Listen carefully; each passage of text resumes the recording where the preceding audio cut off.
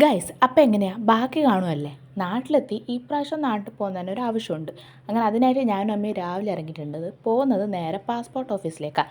അങ്ങനെ അവിടെയുള്ള പരിപാടിയെല്ലാം കഴിഞ്ഞ് ഇറങ്ങുമ്പോഴേക്ക് ഏകദേശം ഉച്ചയായിട്ടുണ്ട്. ഞങ്ങൾ നേരെ ആവുകൊണ്ട് ഹോട്ടൽ സോഫ്റ്റ് പോയി. ഐ തിങ്ക് കണ്ണൂരുകാരോട് ഹോട്ടൽ സോഫ്റ്റിൻ്റെ കാര്യം പറയേണ്ടിയിരിക്കും, എല്ലാവർക്കും അറിയാം. പക്ഷേ ഞാൻ എൻ്റെ പേഴ്സണൽ അഭിപ്രായം പറയുകയാണെങ്കിൽ കേട്ടത്ര ഹൈപ്പ് എനിക്ക് തോന്നില്ല. ഒരു നോർമൽ ഓക്കെ ബിരിയാണി.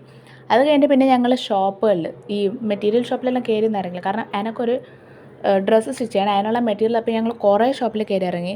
അങ്ങനെ പോകുന്ന വഴിക്ക് പിന്നെ ചെരുപ്പ് കട കണ്ടപ്പോൾ എനിക്കൊരു ചെരുപ്പ് വാങ്ങണേനു. അതെല്ലാം വാങ്ങി. പിന്നെ കണ്ണാടി കണ്ടതിനെ കുറച്ച് പട്ടിഷോ കഴിഞ്ഞ് അങ്ങനെ അത് വാങ്ങി. അങ്ങനെ നടക്കുമ്പോൾ അമ്മ ഇങ്ങനെ എന്നോട് പറഞ്ഞു മൂക്ക് കുത്തിയല്ലെന്ന്. അമ്മ പറഞ്ഞത് ഞാൻ അമ്മേനെ കൊണ്ടുപോയി മൂക്ക് കുത്തിപ്പിച്ച്. പറഞ്ഞതല്ലേ വെറുതെ വെക്കണ്ടെന്ന് വെച്ചു. അത് കഴിഞ്ഞ് നടക്കുമ്പോഴേക്ക് ചത്തമുണ്ട്, കാരണം വെയിലല്ലേ. അങ്ങനെയാണ് ഞങ്ങൾ വെച്ച് തണുപ്പായിട്ട് ഒരു ഫ്രൂട്ട് സലാഡ് അങ്ങ് കഴിക്കാൻ.